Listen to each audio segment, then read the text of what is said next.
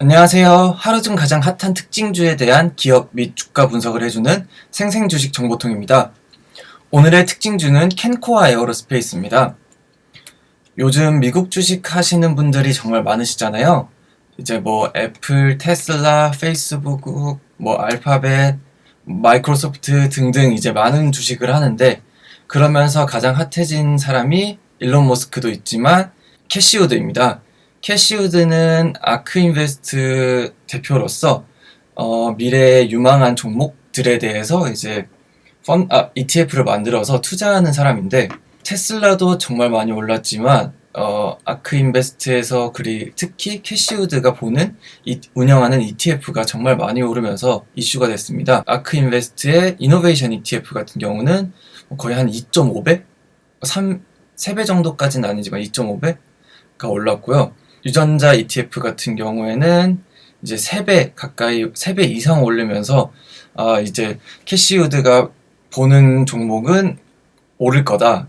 투자 가치가 정말 높구나 라고 하면서 캐시우드가 다음 거를 뭘로 찾을까로 이제 되게 이슈가 되고 있습니다. 캐시우드가 얼마 전에 스페이스 ETF를 런칭할 거다 라고 발표를 하면서 이제 우주 산업이 다음 먹거리구나, 그러한 섹터들에 대해서는 미친 듯이 가격이 올랐습니다. 버진 갈라틱 같은 경우에도 그 소식이 들리면서 다시 주가를 회복하는 것을 보였고요. 급등했고요. 그리고 일론 머스크 같은 경우에도 스페이스 X가 비상장하긴 했지만 기대가 너무 커지면서 이것도 진짜 일론 머스크의 그러한 기이함, 거기에 대한 기대감이 상당히 높아졌습니다. 이제 아르테미스 프로젝트 같은 있는데, 나중에도 다시 설명할 건데, 이것 때문에 지금 캔코아 에어로스페이스가 핫해졌거든요. 나중에 다시 설명하겠지만 미국, 러시아뿐만 아니라 세계의 다양한 우주기관이랑 그리고 우주 관련 민간 기업까지 이제 참여를 하면서 어마무시한 프로젝트가 됐거든요. 이것 때문에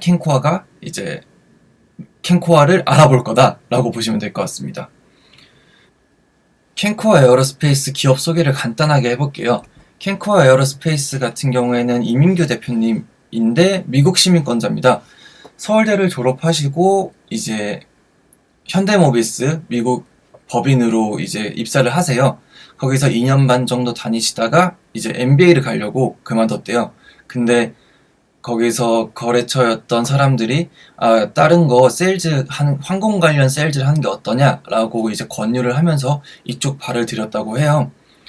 이제 운영했던 회사는 캔코아 인터내셔널이라는 회사로 이제 항공기 생산에 필요한 원자재를 수출하는 업체였다고 합니다. 이거를 운영하면서 MBA에서 보잉 출신 동문들에게 이제 도움을 받아서 어떻게 나아가야 할까 뭐 이런 거를 조언을 얻었다고 해요. 그러면서 캘리포니아 메탈이라는 곳을 인수를 하면서 여기 같은 경우에는 파이프 제조사라고 보시면 될 것 같습니다. 그러면서 이제 미국에서 꽤 괜찮은 항공 관련 사업을 보잉이랑 뭐 로키드 마틴이랑 하고 있었다. 그런데 2013년에 한국의 한화랑 한국 항공우주 카이 뭐 이런 데랑 이제 이런 데에도 수출을 하고 있었는데, 거기서 한국 들어와서 하는 건 어떠냐라고 해서 사천에 이제 항공 관련된 업체들이 많잖아요. 거기서 사천시에서도 도와줄 테니 한국에서 해라 라고 해서 2013년에 이제 한국으로 돌아왔다고 해요. 그러면서 만든 게 캔코아 에어로스페이스입니다. 캔코아 에어로스페이스가 뭘 하는지 한번 볼게요. 항공기 조립 생산, 원자재 공급, 금속 가공, 항공 MRO, 드론, 이러한 거를 하고 있는데, 크게 이렇게 볼 수 있고, 자세하게 설명드리면 항공기 부품을 산업의 특화 공작 기계를 통해 가공하는 부품 가공 사업, 가공된 항공기 부품을 조립하는 부품 조립 사업, 그리고 항공기 창정비하는 항공 MRO 사업, 원소재 공급하는 사업을 한다. 그리고 여기 보시면 보잉이랑 2016년 11월에 벤더 코드를 등록했고 18년 1월에는 로키드 마틴이랑 벤더 코드를 등록했습니다. 그리고 나중에 재무제표를 볼 거긴 한데, 캔코아 에어로스페이스 같은 경우에는 미국에서 상당히 많은 매출을 일으키고 있는 걸 볼 수 있어요. 캔코아 에어로스페이스는 미국에 이제 캔코아 에어로스페이스 그 자회사가 있고요. 이거 같은 경우에는 부품 가공 전문하는 이제 업체고, 여기 같은 경우 캘리포니아 메탈 같은 경우에는 항공 및 우주 분야 원소재를 공급하는 이제 원소재 업체라고 보면 됩니다. 자회사가 미국에 2개나 있다. 그리고 미국에서 많은 매출을 일으키고 있다. 이렇게만 간단히 보시면 될 것 같습니다. 다음은 캔코아 에어로스페이스 주가 분석인데요. 캔코아 에어로스페이스 같은 경우에는 예전부터는 많이 오르지 못하다가 요즘에 항공 관련해서 이슈가 많이 되면서 급등한 모습을 볼 수 있습니다. 오늘 같은 경우에는 아침 9시 장 열리자마자부터 10시까지 정말 미친 듯이 올랐다가 계속 조금씩 내려가는 모습을 볼 수 있습니다. 무릎에서 샀는데 이제 어깨에서 파는 잘못된 현상이 지금 일어날 수도 있고요. 지금 좀 들고 계신 분들은 좀 마음이 힘들 것 같긴 한데, 조금 더 상황을 보면서 이걸 어떻게 가지고 있어야 될지, 아니면 안 가지고 계신 분들이라면 이거를 매수를 할지 조금 더 살펴보도록 하겠습니다. 캔코아 에어로스페이스 재무제표 분석을 해볼 텐데요. 일단 부채가 조금씩 내려가다가 상승하는 모습을 볼 수 있고, 이익잉여금 같은 경우에는 계속 이제 손실을 잃고 있어요. 손실이 나고 있어요. 이익잉여금도 아직 적자다. 매출액은 2018년에는 적고 2019년에 늘었다가 2020년에 다시 조금 줄어든 모습을 볼 수 있다. 이익잉여금 같은 경우에는 2018년 적자였다가 이게 당기순이익으로 보면 이제 계속 적자긴 해요. 적자가 이제 계속 쌓이고 있는 모습을 볼 수 있습니다. 그렇게 재무제표상으로는 그렇게 좋아 보이지는 않는 상황입니다. 이제 조금 더 자세히 볼 텐데요. 매출이 전년 동기 대비 줄었다. 그리고 누적도 줄었다. 그리고 영업이익도 줄었다. 영업이익이, 그러니까 손실이 많이 났다는 거죠. 손실이 많이 났다. 당기순이익도 손실이 많이 났다. 작년보다 지금 2020년이 더 안 좋은 캔코아 에어로스페이스입니다. 물론 재무제표상으로만 봤을 때는 안 좋다는 말입니다. 이거를 분석을 하면 자산은 꾸준히 놀고 있지만 부채가 18년에 미친 듯이 늘었다가 19년에 줄었는데, 아까 여기서 봤듯이 부채도 지금 다시 또 는 거를 볼 수 있어요. 부채 비율도 좀 높다. 매출액은 꾸준히 상승은 하고 있다. 근데 2019년에 비해서 지금은 말도 안 되게 는 건 아니다. 오히려 매출액이 2019년보다 2020년엔 줄었다. 이렇게 볼 수 있고요.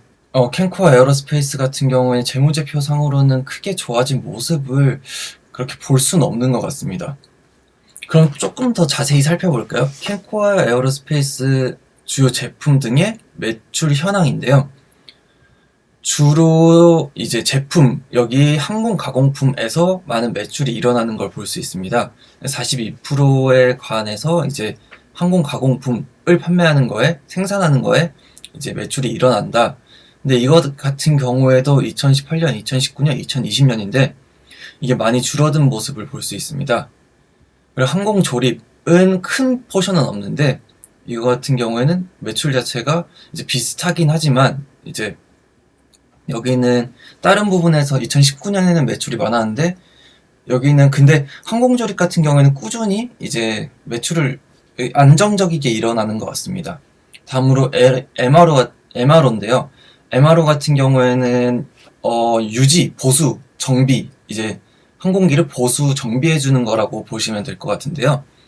여기 같은 경우도 큰 포션을 차지하고 있는 부분은 아닙니다. 3%, 1% 그렇게 크진 않지만 이제 매출액을 보면 MRO에서 꾸준하게 안정적으로 이제 매출을 일으키고 있다 라고 보시면 될 것 같고요.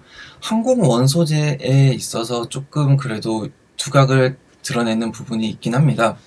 매출이 그렇게 많이 늘진 않았지만 그래도 해외에서 이제 항공 원소재, 항공 우주 원소재가 이제 매출이 괜찮다.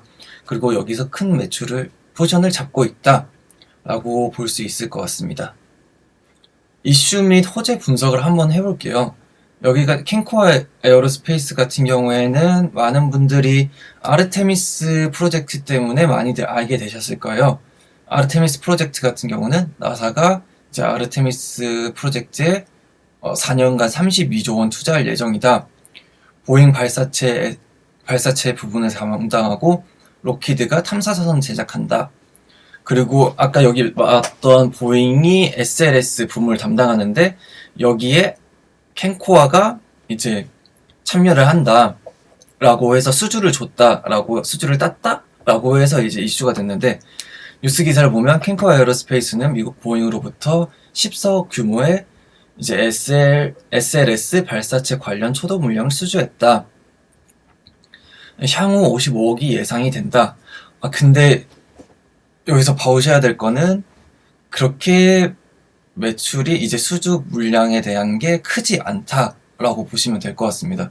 사실 14억 같은 경우 그리고 55억이라고 해도 지금의 매출액에 지금 매출 단기 순이익을 메꿀 수 있는 이런 손실을 메꿀 수 있는 그 정도의 큰 수준은 아니라고 보고요. 그냥 여기에 참가했다. 그만큼 이제 경쟁력을 인정받았다. 라고 정도만 알아주시면 좋을 것 같아요. 기사를 조금 더 자세히 볼게요. 캔코아는 발사체의 인터탱크 및 엔진 섹션, 그리고 탱크 조절 장치의 디테일 파트 생산을 담당한다. 캔코아는 이미 나사와 스페이스X, 블루 오리진 등 이제 우주 특수 원소재를 공급하고 있는 캘리포니아 메탈이 이번 프로젝트의 원소재 공급을 맡아 계열사 간 시너지를 극대화할 것으로 예상된다. 나사, 스페이스X, 블루 오리진 저희가 이제 되게 기대하는? 여기랑 한다고 캔코아가? 야 여기 그럼 진짜 괜찮은데 아냐? 진짜 날아가는 거 아니야? 왜냐면 캐시우드 누나가 이제 우주 관련 ETF 할 거라고 했고, 그리고 스페이스X도 이제 비상장이긴 하지만, 진짜 테슬라 올라가는 거 보면, 진짜 스페이스X도 이제 너무나 뛰어나게 매출을 일으킬 것 같고, 이런 데랑 한다고? 캔코아 진짜 잘 나가는 거 아니야? 이러면서 미친 듯이 기대를 하실 수도 있겠지만, 재무제표를 조금 더 자세히 보면, 여기가 재무제표에 있는 캔코아 에어로스페이스 주요 매출처 현황입니다. 보면 다양한 것들이 많은데 저희가 지켜봐야 될 게 아까 나왔던 나사, 스페이스X, 블루 오리진. 근데 매출 비중이 0.19, 0.68, 1.06. 2018년에는 없었고 2019년에는 조금 있지만 2020년에는 좀 더 늘어났다. 근데 이제 매출로 보면 그렇게 늘어나진 않았죠. 그러니까 큰 기대감을 가질 수 있지만 기사의 타이틀에 기사에 야 캔코아 나사랑 스페이스X랑 블루 오리진이랑 이미 하고 있었고 이번에는 아르테미스 하는데 보잉한테 수주를 했대. 야 진짜 개쩌는 거 아니냐? 거기다 심지어 이제 캐시우드 누나가 우주 사업 할 거래, ETF 만들 거래.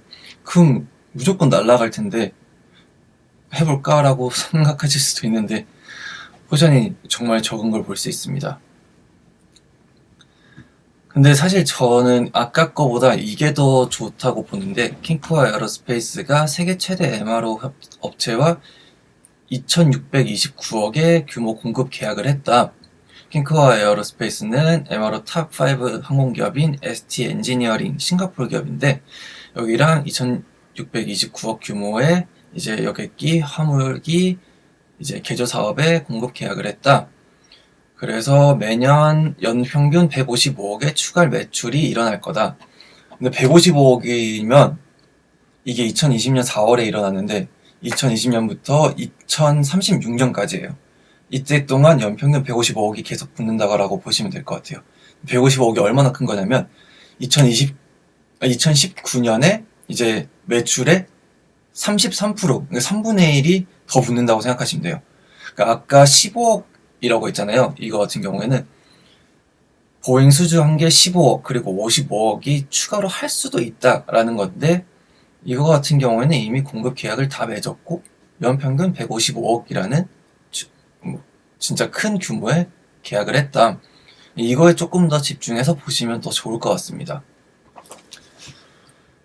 그 캔코아 같은 경우에 재무제표를 봤는데 너무 안 좋았잖아요. 그리고 사실 보잉이랑 한 것도 15억 그렇게 크지도 않고 나사, 스페이스X, 블루 오리진이랑 한다고는 되어 있었지만 그렇게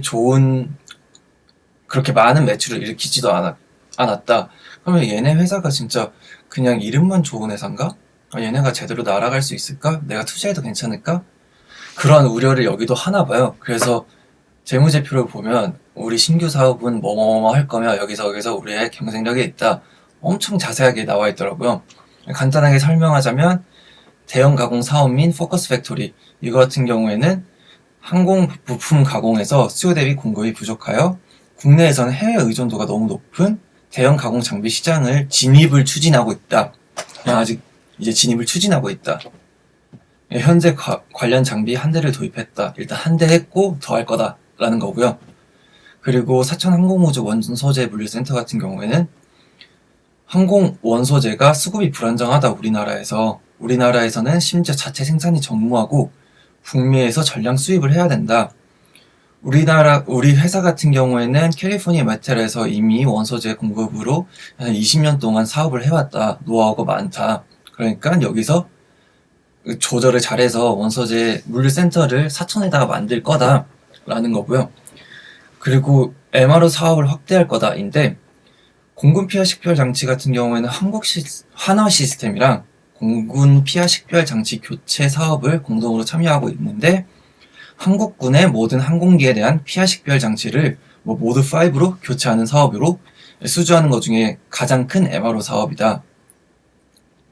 그리고 10개 화물 개조 사업 같은 경우에는 우리가 MRO 사업에서 큰 매출의 비중이 없는데, 여튼 MRO 사업에서도 이제 사업을 늘릴 거다. 사업 다각화를 할 거다. 네 번째는 드론 사업입니다. 드론 사업 되게 핫한 이슈잖아요, 요즘에. 캔코아 에어로스페이스 같은 경우에는 3년 동안 이제 이러한 드론을 만들어냈고, 이러한 드론이 상품화 진행 중이다. 그리고 정부 과제로 생활 밀착형 하이브리드 스마트 드론 개발, 고정밀 공간 정보 생성 무인 시스템 개발, 이런 것 등 여러 개를 이제 드론 관련해서 연구 개발을 하고 있다라고 볼 수 있습니다. 드론이 요즘 진짜 너무 핫한데, 이항이라고 혹시 아시는 분들 좀 많아지셨을 것 같아요.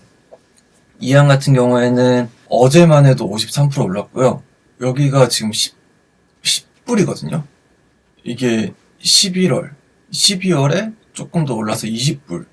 그리고 이러면서 한 1월달 들어서 지금 거의 한 2~3배가 뛴 이항인데, 유인 드론을 상용화한 게 얘네밖에 없고, 이걸로 드론 같은 경우에는 아마존도 그렇고 이걸로 배달하거나 농사 지을 때도 이제 농업에서도 많이 쓰이고, 건설에서도 드론으로 측정하고, 군사에서도 많이 쓰이고, 드론이 정말 많이 쓰일 텐데, 유인 드론은 얘네가 지금 상용화된 게 얘네밖에 없다. 이래서 지금 미친 듯이 올랐고요. 그리고 가장 큰 이유가 캐시우드 이항 산다. 이항 오르는 중. 캐시우드 누님이 이제 이항에 조금 관심이 있다라는 그런 정확한 건 잘 모르겠는데, 여튼 그런 얘기가 들리면서 이항이 지금 미친 듯이 오르고 있어요. 캔코아도 이제 드론? 괜찮은 거 아닌가? 라고 생각할 수도 있는데, 아직까지 이제 개발이고, 그리고 상품화된 것도 있긴 한데, 근데 보셨을 때 그렇게 여기 지금 현재상으로는 큰 매출을 일으키고 있지가 않아서 좀 기다려 봐야 될 것 같다. 예, 아까 말했듯이 여기서 하려고 하는 신규 사업 중에 하나다, 큰 사업 중에 하나다 라고 그냥 보시면 될 것 같습니다. 어떻게 이제 결론을 내리자면, 어쨌든 우주 사업 같은 경우에는 향후 10년간 1100조 사업으로 성장할 거다. 그리고 아크 아니면 테슬라의 스페이스X의 앨런 머스크 등 이제 미국에서 가장 주목받는 사업 분야인 거는 맞지만, 그래서 지금 이렇게 주가가 올라가는 것 같긴 한데, 근데 이거 지금은 좀 과하다라고 생각이 들긴 해요. 어쨌든 호재도 많고 이슈도 많고, 캔코아 에어로스페이스가 여태까지 이제 이민규 대표님께서 미국에서부터 해왔던 그런 게 있어서, 노하우가 있어서 잘 될 것 같긴 한데, 지금의 매출이나 단기 순이익으로는 지금의 주가가 형성되어 있는 게 조금은 이상한 게 아닌가, 너무 과하지 않나 라는 생각이 들고요. 누가 캔코아 사야 된대. 이거 캔코아 진짜 쩐데, 나사랑 스페이스X랑 이런 거랑 다 한데, 아르테미스 이번에 하는 것도 진짜 들어간대. 그러면서 이제 주변에서 엄청 사라고 했을 텐데, 괜히 물려서 하는 것보다는 다른 데 투자하고 계시는 게 낫지 않나. 지금 이렇게 급등하는 거는 어쨌든 급하락하기 마련이에요. 이게 올랐다가 내려오는 이런 조정 상황이 있을 때 그때까지 충분히 조금 더 공부를 하셔서 그때 조정 왔을 때 이제 매수를 하셔도 괜찮지 않을까라는 게 제 생각입니다. 요즘에 이렇게 조그만한 이슈에 엄청 오르고 엄청 내리는 그러한 특징주들이 많은데, 이러한 소문에 야 이거 괜찮대 이러면서 뭐 팀장님이나 아니면 대리님 뭐 아니면 친구 이제 얘기하는 거에 너무 휘둘려서 갑자기 그렇게 사지 마시고 조금 더 공부를 하시고 이제 투자를 하시면 좋을 것 같습니다.